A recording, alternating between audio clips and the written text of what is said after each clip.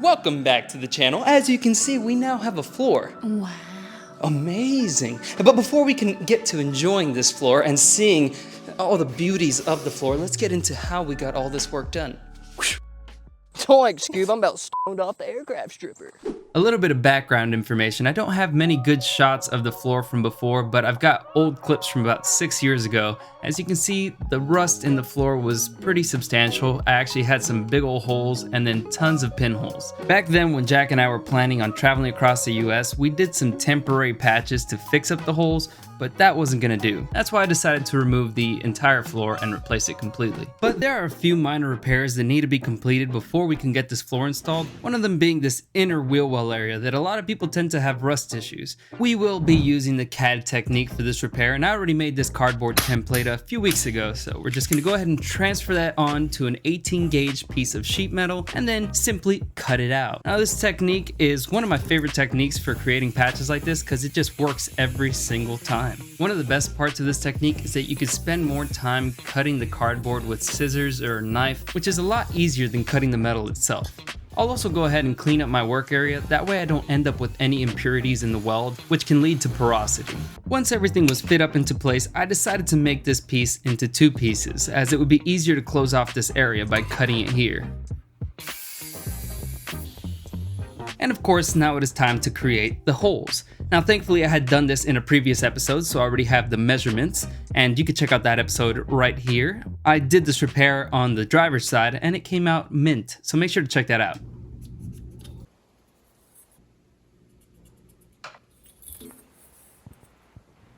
I will be pre-drilling this with the smaller drill bit just to get centered, and then moving on to the final size of 7/16, which will allow for a standard VW plug to fit snugly.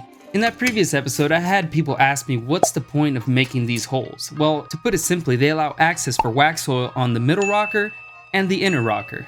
This bit of maintenance seems to have been lost in the ages, as new cars don't really require this, but believe you me, if you want to keep your VW bus from rusting from the inside out, long-term wax oil is the solution. What you see me doing here is preparing the mating surfaces with 40 grit sandpaper in order to allow it to adhere, and you'll see why later. I'm also masking off this area in order to not allow any adhesive to get outside of my work area, as this stuff is a bitch to remove. Now you did hear me say adhesive, because I will be using panel bonding adhesive in order to attach this patch piece to the top hat.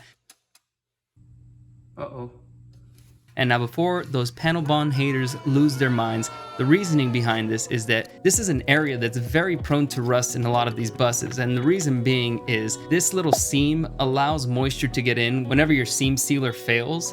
And my idea is that if I have panel bond between the top hat and this piece of repair metal, there will be no way for moisture to intrude there and cause that common rust to appear. I'm not saying this is the best way to do it, because this is more of an experiment, as I have not tested it yet, but you can spot weld it on your project if you want. Now when you are using panel bond adhesive, you have to ensure that you clamp it for at least 24 hours to allow it to properly cure. While my panel bond adhesive was curing, I moved on to this section of the repair. And this little piece that I'm adding here serves no purpose other than just being aesthetic. I want it to look as stock as possible, so I'm just creating the illusion of a factory repair. That way when someone looks at my wheel well, they say, hey, that looks stock, which is exactly what I want people to say. I do believe from factory this piece sticking out is actually part of your floor that sticks out, but the way that I'm installing the floor is not going to allow for anything to stick out there. Plus I don't want to have to cut a slit in my repair piece just for that piece to stick out. So this is my solution, and on the other side it looks stock as possible, so I decided to do the same thing on this side. Of course, one of my favorite rust prevention measures is using zinc weld-through primer on the inside of any surface that's going to be welded. This will hopefully prevent rust from forming on the inside of there, because even though I will be dousing it with wax oil, you can't be too safe when it comes to rust. Using my finger sander and tons of patience, I finally got the piece welded into place and I could move on to removing the clamps. I panel bonded it to it. There we go. With it panel bonded into place, I could finally move on to welding the rest of this repair patch in.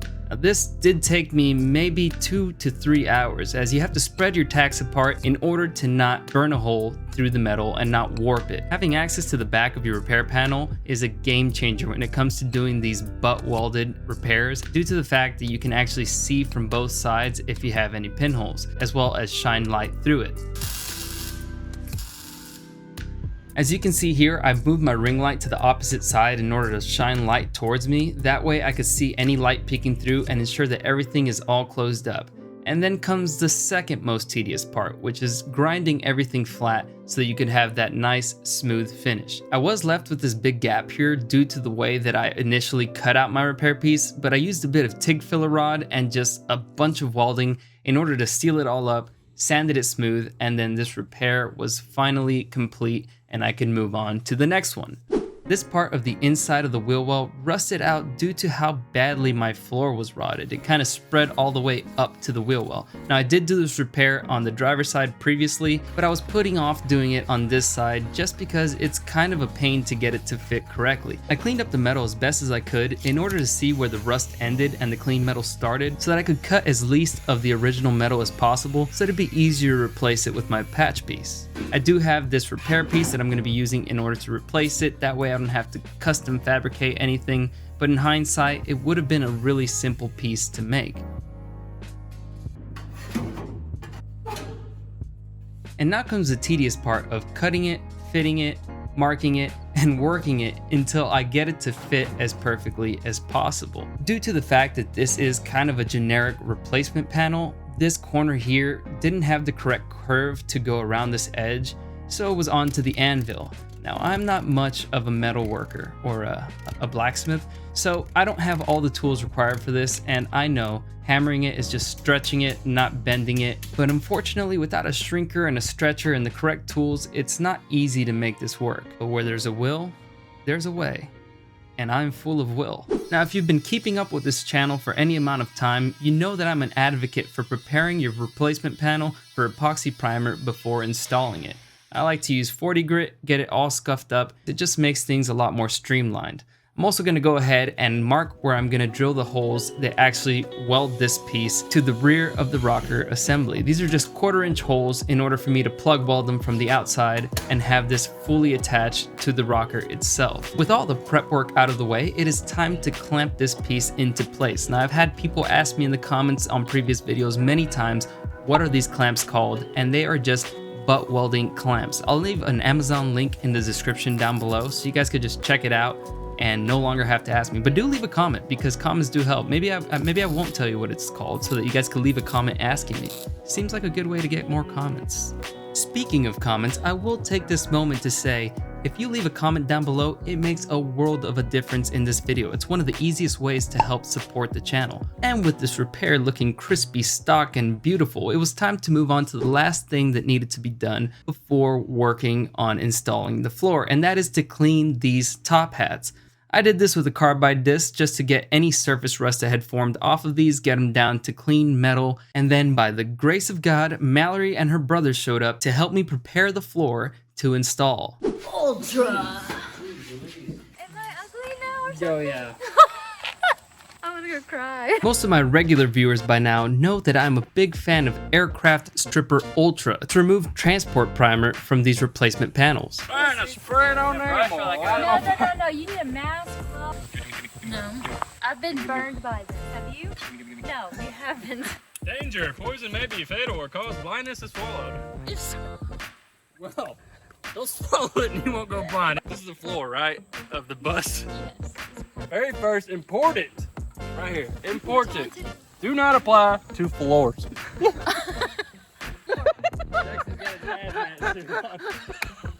you need a brush. We don't have a brush. Take your shirt off, lose your shirt. Yo!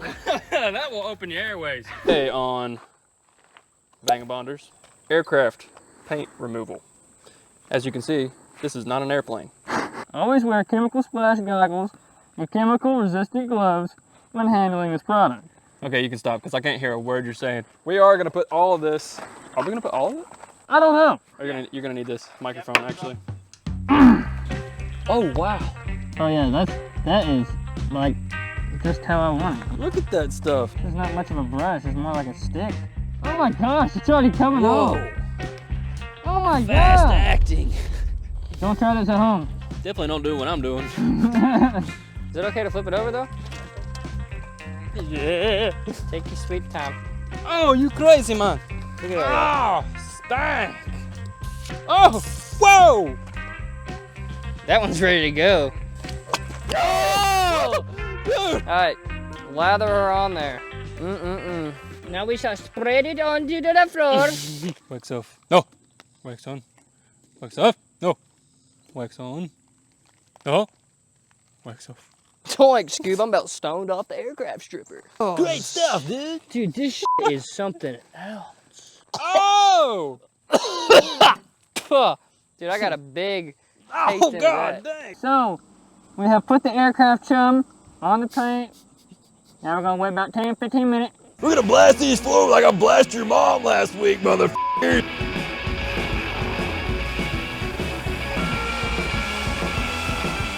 The next day, after letting the floor dry overnight, it was time to move on to the fun part.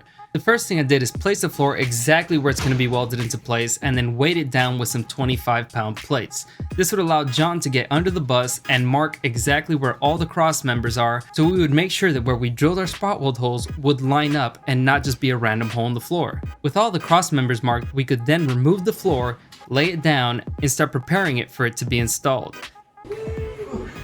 We went ahead and drilled all the spot welds out and then sanded everything down with 40 grit sandpaper in order to once again prepare it for epoxy primer before installing it. In my personal opinion, it's much better to have the mechanical bond than to use some kind of self-etching primer. That does not look fun. The sanding.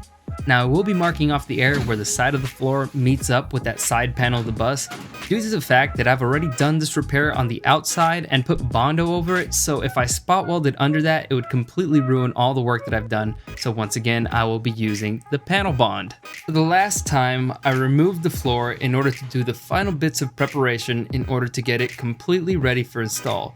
This meant it was time to spray anywhere that was going to be touching the metal with that zinc weld through primer. I also went ahead and coated the inside of my rockers and the inside of the side of the bus with the same zinc weld through primer, because any of that area that I will no longer be able to access should be completely covered in some kind of rust preventative. Once again, it was time for the application of the panel bond, and yes, I did sand these edges down with 40 grit. I went ahead and put it on both the floor and the side of the bus where the panel was going to touch it. This is to ensure that I have complete coverage and there is no bare metal left behind. I could then finally go ahead and reinstall the floor into place, weigh it down with some 25-pound plates, and then finally lay my first weld. It was then time for the painstaking task of over 100 spot welds, and this took a lot longer than I expected. And I will have some tips on the end of what you should do and what you should not do, because I've learned a few things. Once that one side of the floor was installed, I could move on to the other half of the floor, put it into place, mark where all the cross members are as we did on the other side, pull it out, and then I could mark where all the spot weld holes will go and spend the next hour or two, I think maybe 2.5 hours, drilling out all the spot welds and sanding everything down to 40 grit. One of those pieces of advice that I have to give is that you should prepare both sides of the floor before welding them in and then weld them in at the same time. You'll see later that that's because this side of the floor actually has a lip that sits under the other half of the floor. And if you install one half of the floor before you install the other, then you have to go ahead and slide this one under, which requires you to bend the floor in a really weird way. Also, shout out to Dave C for sending me this hole punch tool.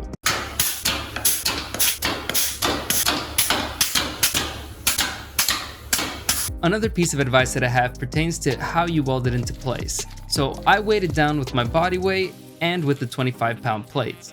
But what I ended up doing is weighing it down on both sides of where I was welding, which caused the floor to sink in a little bit. Now this is the Wolfberg West replacement floor, and it's not as thick as the original steel, so I ended up with a little bit of a wavy floor, but I don't think it's going to be a big deal because it's completely solid, and I'm going to have a piece of wood over this when I lay down my floor, so this won't be visible, and I'm just happy that it's all completely rust free.